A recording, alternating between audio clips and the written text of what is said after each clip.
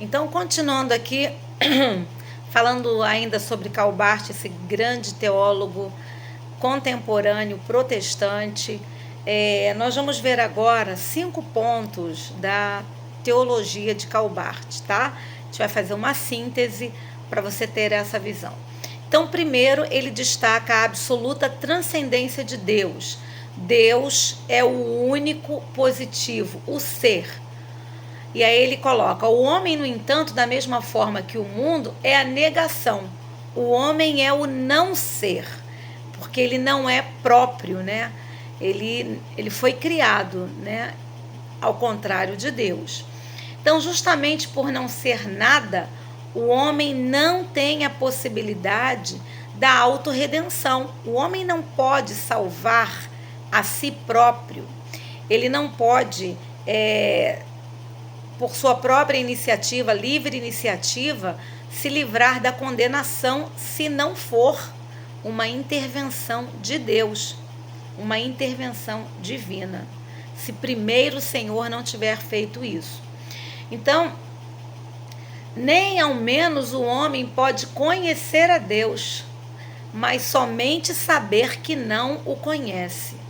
Olha que coisa interessante. Sem Deus, nós não podemos conhecê-lo, porque nós não temos a condição de conhecer Deus por nós mesmos. Nós precisamos da sua ação, do seu espírito. Nós precisamos que ele nos toque, que ele se revele a nós, né? E a grande revelação foi através de Jesus, né?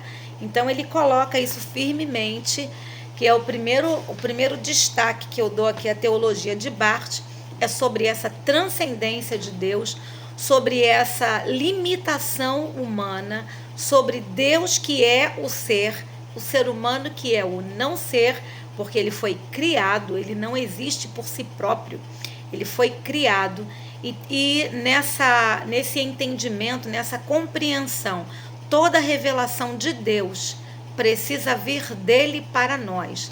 Na verdade, a única coisa que o ser humano consegue contactar, consegue concluir, é que sem Deus ele não pode conhecer a Deus, tá? O segundo ponto da teologia de Barth, que eu quero ressaltar aqui com você, é que essa iniciativa vem de Deus.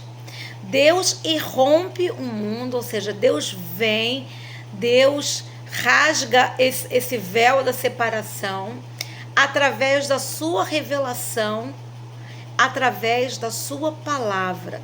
Então, a teologia de Barth é por isso chamada de teologia da palavra, ou teologia da revelação.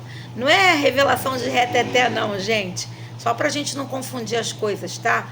Quando a teologia fala de revelação, é quando vem o conhecimento da salvação, conhecimento de Deus, conhecimento das coisas transcendentais, conhecimento da miséria humana, do movimento salvífico de Deus através de Jesus. Então, isso é que é chamado de revelação.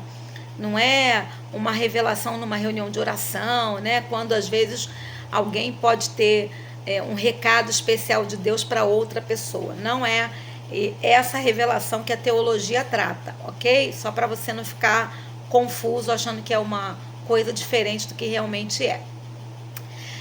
Então, essa revelação de Deus é o objetivo da teologia. Para que a teologia serve? Para revelar Deus, para trazer luz àquilo que o homem natural não consegue compreender, não consegue enxergar. Às vezes nem se dá conta que está perdido. Às vezes nem se dá conta que está distante de Deus, né? Às vezes nem se dá conta de Deus, vive como se Deus nem sequer existisse. Então, a teologia tem esse objetivo de revelar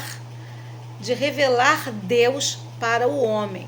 Então, Barth, ele centraliza toda a sua atenção na revelação e na palavra de Deus na Bíblia. Então, qual é o fundamento que ele vai usar muitíssimo? É a Bíblia. Ao contrário de alguns teólogos que vão utilizar muitíssimo de métodos científicos ou da própria filosofia, o Karl Barth vai usar muitíssimo esse fundamento da palavra. Um outro ponto, terceiro ponto que eu destaco da teologia de Karl Barth, é que ele vê essa revelação de Deus na Bíblia como algo dinâmico, não é estático. Deus não está parado, é algo dinâmico, que está em movimento contínuo. A palavra de Deus, né, dito por Barth, né, não é um objeto que nós controlamos, e ele usa uma expressão interessante, como se fosse um corpo morto que nós podemos analisar e dissecar. Então, nós não estamos fazendo uma autópsia de um defunto quando nós estamos estudando sobre a palavra de Deus ou sobre Deus.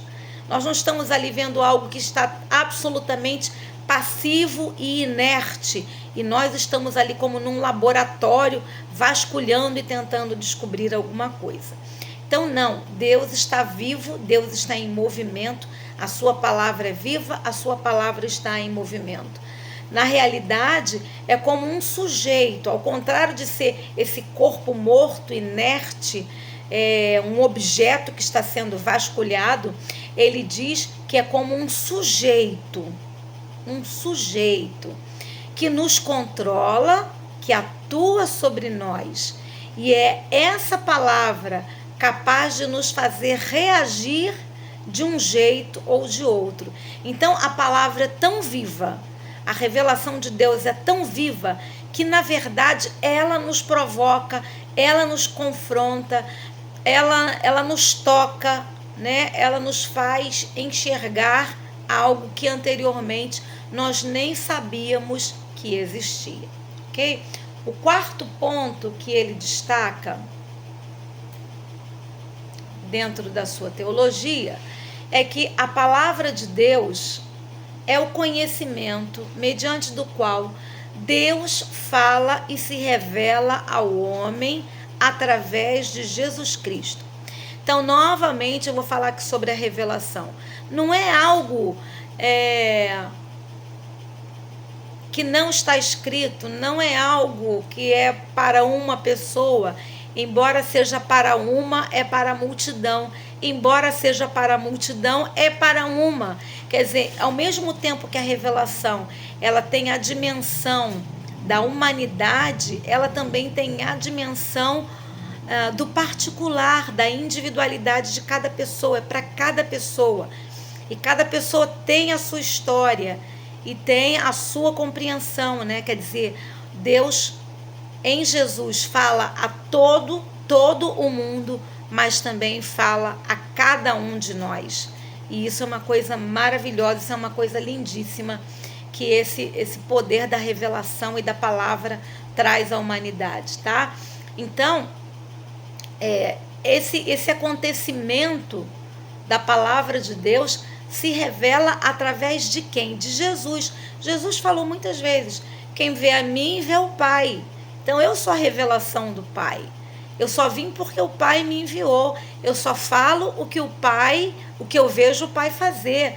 Então, ali já é mostrado na palavra de Deus, e Barth vai trabalhar isso, a revelação de Deus se dá através de Jesus.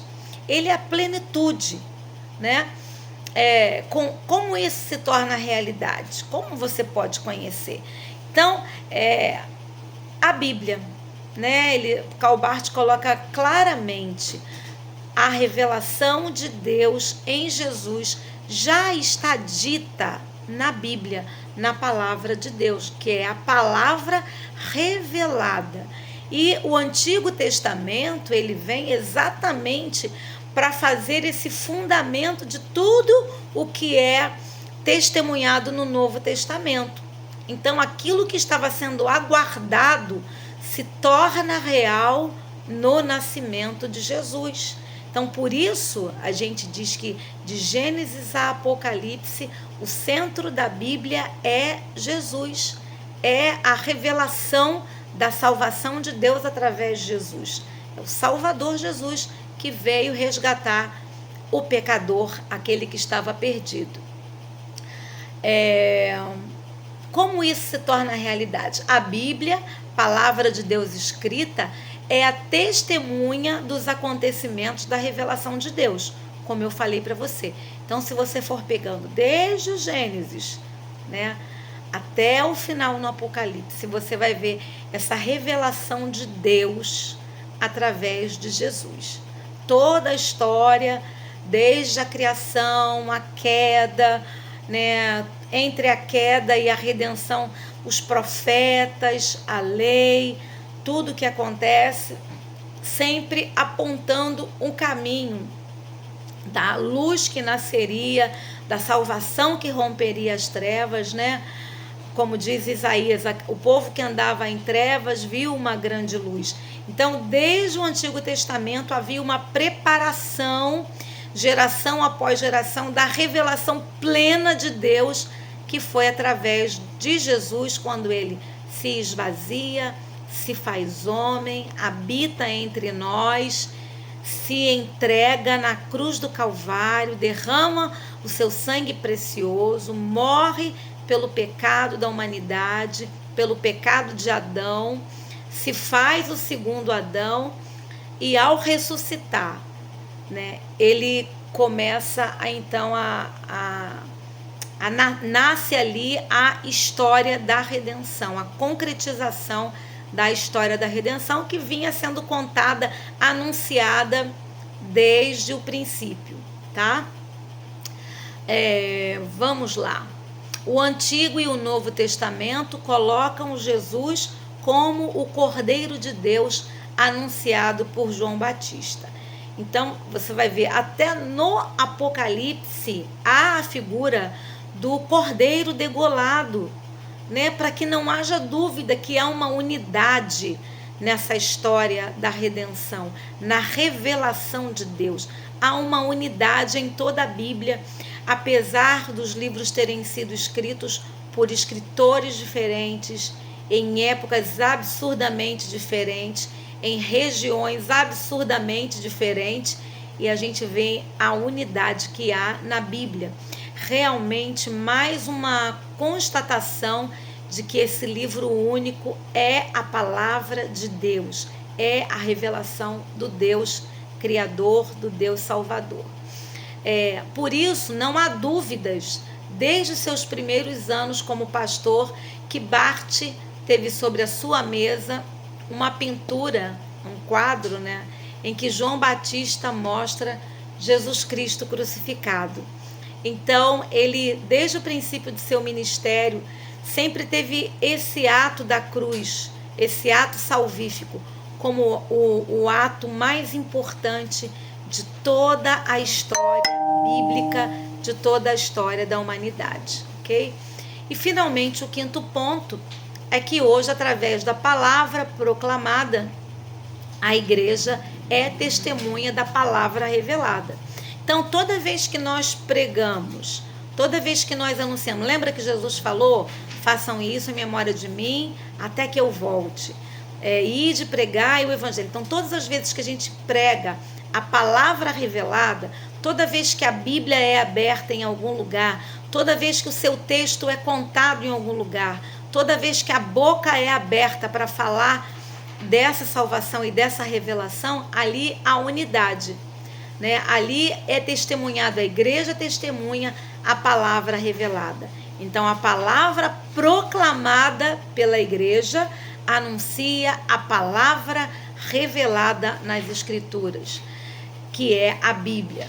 Então, Deus se serve desta palavra proclamada e escrita, e se transforma em palavra revelada de Deus quando Ele quer falar através dela. Então, Deus vai usar, e isso é uma coisa incrível, né? Deus vai usar os seus filhos, o seu povo, e das várias formas, das maneiras mais diversas, nos 4 cantos da terra.